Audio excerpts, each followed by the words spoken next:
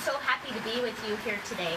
Today we're going to be talking about the magic loop method, and I'm going to show you some of the tricks that I use to be able to master the magic loop method.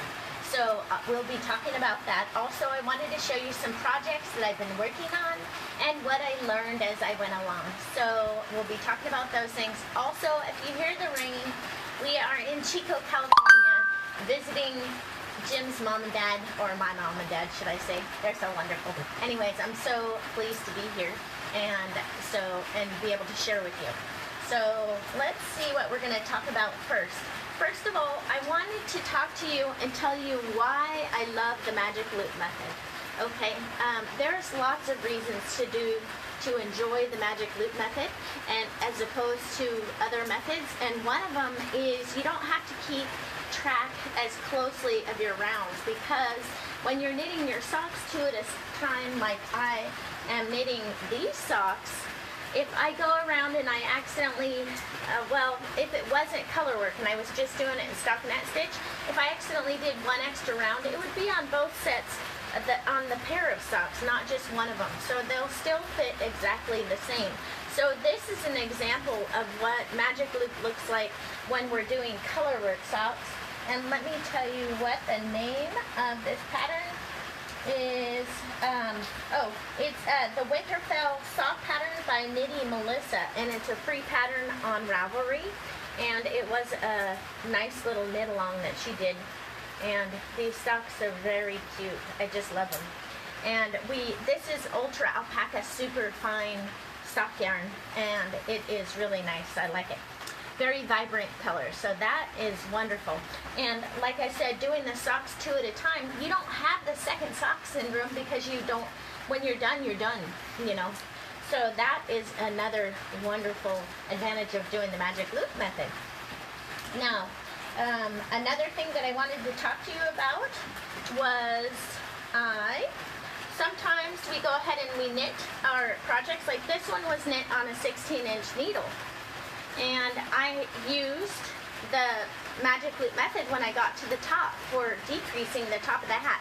And what I did with this is actually the 1898 pattern that is free on Ravelry. It's by Christine Burns, and it's for adults. But I thought, since I had the knit coal and I had already done this Stripes on Stripes baby sweater by Classic Elite Yarns, which is a free pattern on Ravelry as well, and this is using the knit coal yarn, I thought I'd make a little hat to match. So, since this pattern has a regular top on it, what I did is I decided how wide I wanted my hat to be on the bottom, and I cast on less stitches. So I cast on 11 stitches, and for this brim they actually have you cast on 27 stitches, but I cast on 11. So, and it's a fold over brim. If you haven't seen this brim on it done before, they fold it over and then you pick up stitches. See, here's where I pick up stitches on the inside of it.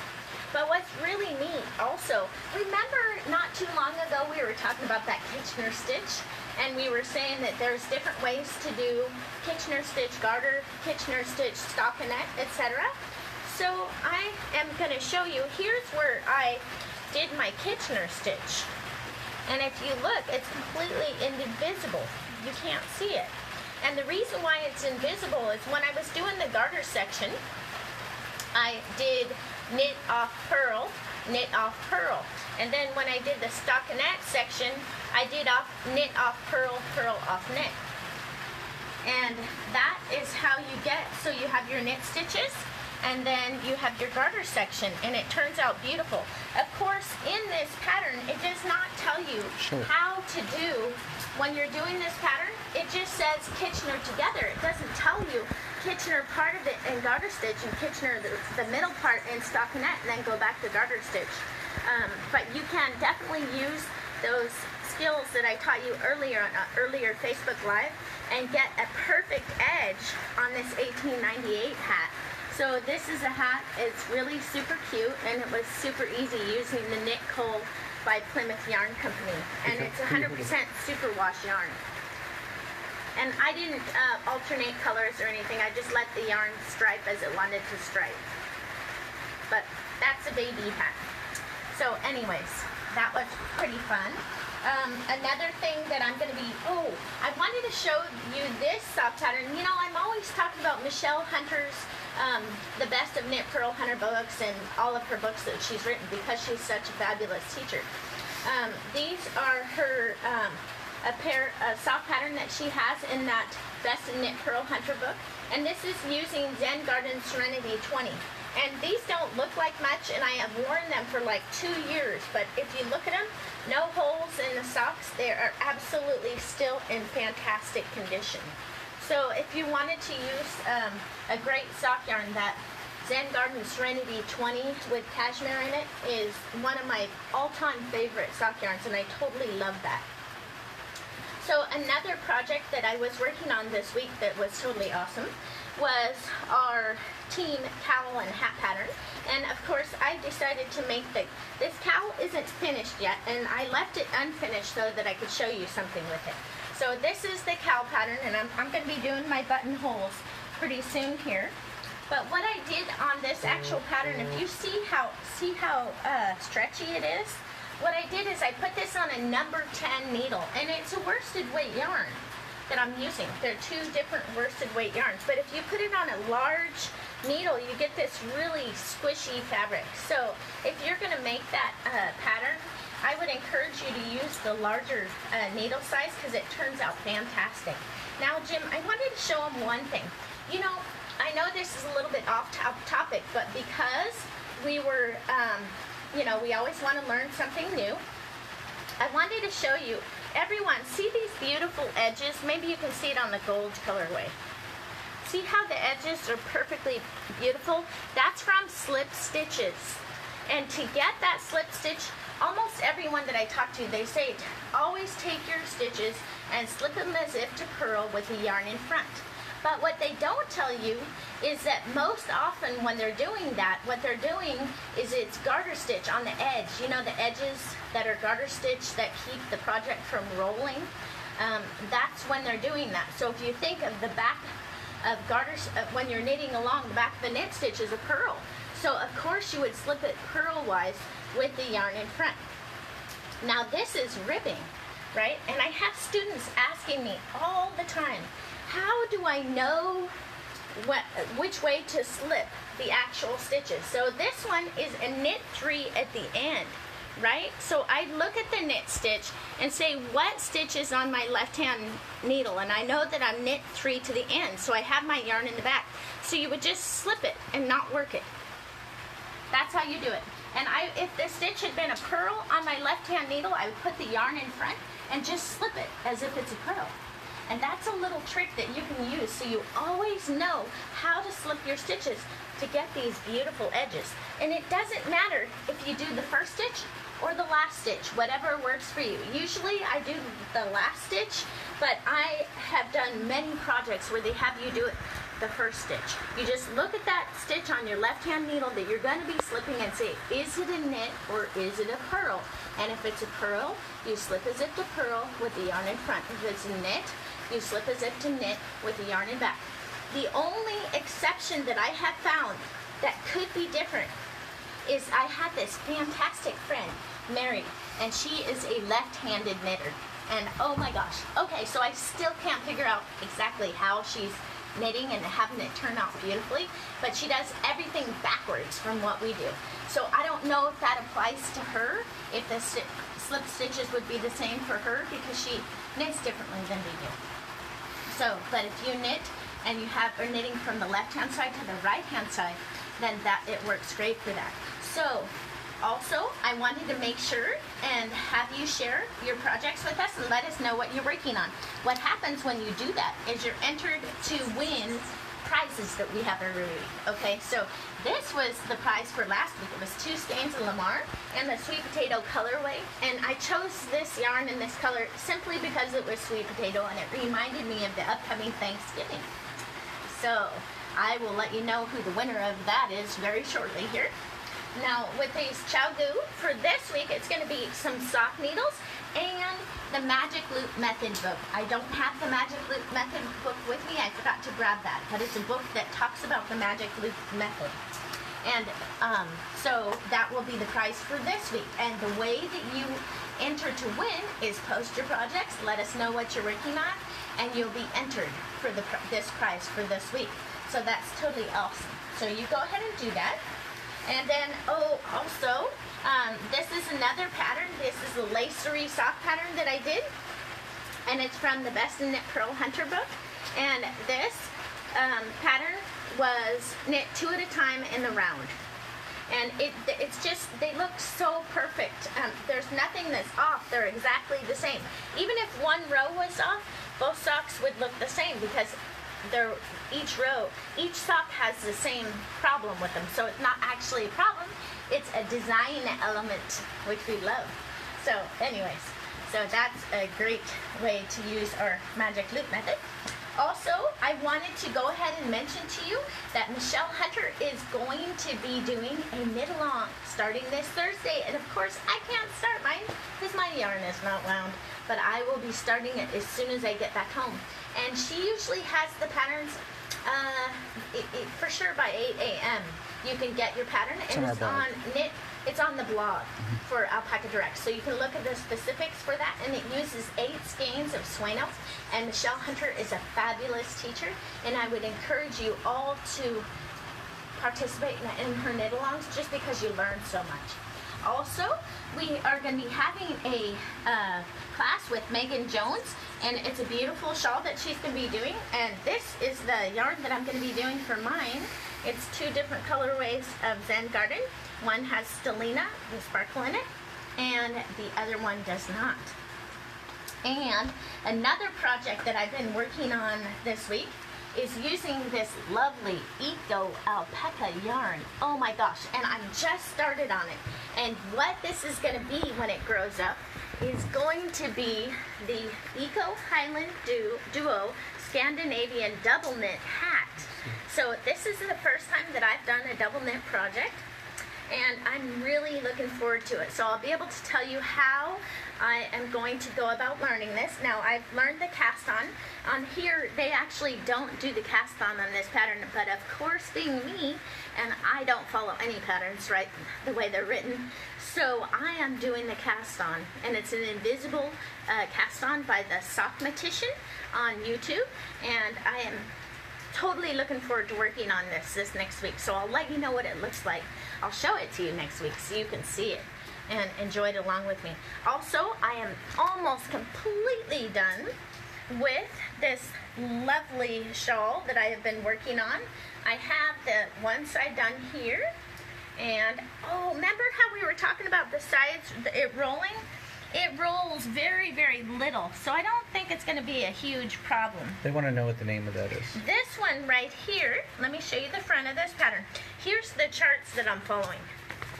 Here's my charts I'm following. Pretty cool, huh? And this is for one side of the ties, and that's for the other side, and I'm working on the left-hand side right now. And this one is called Sturgeon. It's by Nora Gogan. And that's on our site. Yes, and it's on the website. And so I thought that was pretty cool. And it's using the lovely Sueno yarn. And I'm using a US number 8 needles on this pattern that I'm doing right now. And I think it looks pretty darn nice. Can you see it? It's gonna be pretty big. It'll be plenty warm, I think. It's beautiful. I'm liking it, and it's not rolling like it was when I had it before I had blocked it. So Why don't you hold it out in the light a little bit so they can see it? Yeah, so it's hard to see. It's kind of rainy, so it gets a little wet out here. Okay, so that is the project that I've been enjoying. And let's see what else we have. Oh, okay.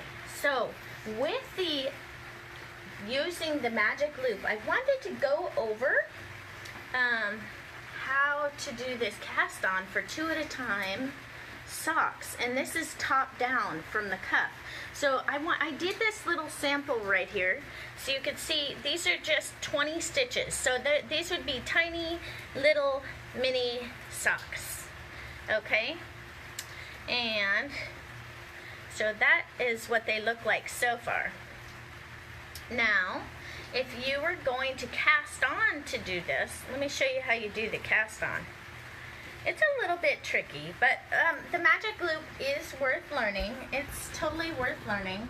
And I would say, you know, do what I do and do 3 different patterns that use this 2 at a time cast on. Like, you know, make 3 different sets of socks, and then you'll have it mastered, and it'll be wonderful. So I'm going to go ahead and cast on 10 stitches. 3, 4, 5, 6, 7, 8, 9, 10. Now I'm just using the magic loop cast on to show you, but I don't think it's the ideal cast on for socks. I would use there's different cast ons that are a lot stretchier and a lot nicer, but for to be speedy and expedient right now, it's easier for me just to do that. Then this one, did you see I pushed my work over to the right? And also I like to use a 47-inch cord. The reason being, 1 second, 6, 7, 8, 9, 10, 11, 12, 13, 14, 15, 16, 17, 18, 19, 20. Okay, let me tell you why, let me show you on here. With the 47-inch cord, you have enough so you can have a good size loop on this side and a good size loop on that side. When you're doing socks, and when you decide, okay, so on this, the way that I know where I'm going to be knitting next is a couple of things. And I know that I'm at the end of the round because I put a pink stitch marker. And girls always go before boys, so that's why I like to use the pink one. And so I put that right on the beginning of my first sock. And then I go, where is the last stitch that I've knit? So I have my working yarn is coming off the last stitch that I knit. So I know that I can't knit that stitch again because I've already knit it, right? So I would push my working needle into position, and then I would take that one that has the last stitch that I've knit and pull. Just pull it on out. And then I would see how I have a good loop on either side to work. I don't have to worry about if sometimes on the 40-inch cord, if you're working on a little bit bigger projects, you can pull this loop so it's not there anymore. Then you have to find where that end is again, which is a pain in the neck. So the 47-inch cord gives you a nice big loop. You don't have to worry. You can yank like I do and work as fast as you want, and you're not going to lose your stitches on the end there. So that's why I like the 47-inch cord. Now, let me go back to our 5 and 10. So we're going to take these 20 stitches and we're just going to split them in the center. So we have 10 on each side. Then we're going to wiggle our work back up. And if you look at it really closely right here, you have half the stitches on this one sock, but you still need the other half on this needle right here. So you have 1 and 1, 1, and you need 1. So all you do is you would pick up your, sometimes the cord can be a little pain in the neck at the beginning, but it's all good. You would just cast on that first stitch and snug it up, and then cast on the other 10. 2, 3, 4, 5, 6, 7. They're having a hard time seeing because there's bright light behind you, 8, so let me just try to do this. 9, 10. All right? So then we have that. Hold it forward a little bit. We have it cast on here. So see, and when you're doing the magic loop method, I tell my students, think of it as a sandwich that always stays closed, because a lot of people have other problems in that they make ladders where these are. But if you think of it as a sandwich and you keep it closed, so I'm going to put my working yarn in the center, and we know this was the last stitch that I cast on. You can think of it as the last stitch that I knit. and I can't knit there because that's where the working yarn is coming out of, right? So that is the needle that I pull. So I pull that one out, and you have your, right there, there's your last stitch that was worked because that's your working yarn. And all you would do is just knit on in whatever pattern that you're working on. You would go ahead and knit across your work. And then I'll show you. Now, remember, you can either stick a pink stitch marker right at the beginning to identify the sock number 1, because this is the first part that we've knit. Or you could take your tail on that sock and stick a simple slip knot in it. Okay, so here's the simple slip knot. The other one does not have a slip knot. Okay, anything to show you that that is my first sock that I'm knitting, right?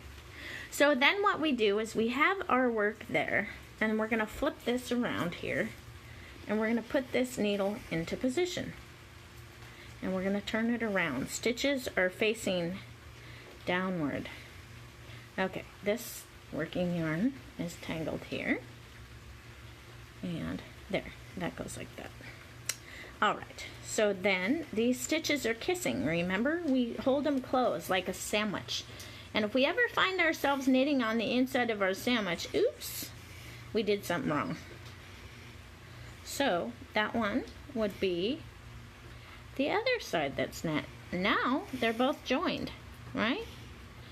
Now they're joined, and I'll show you right here. So if we look at these, we have a loop here and we have a loop here.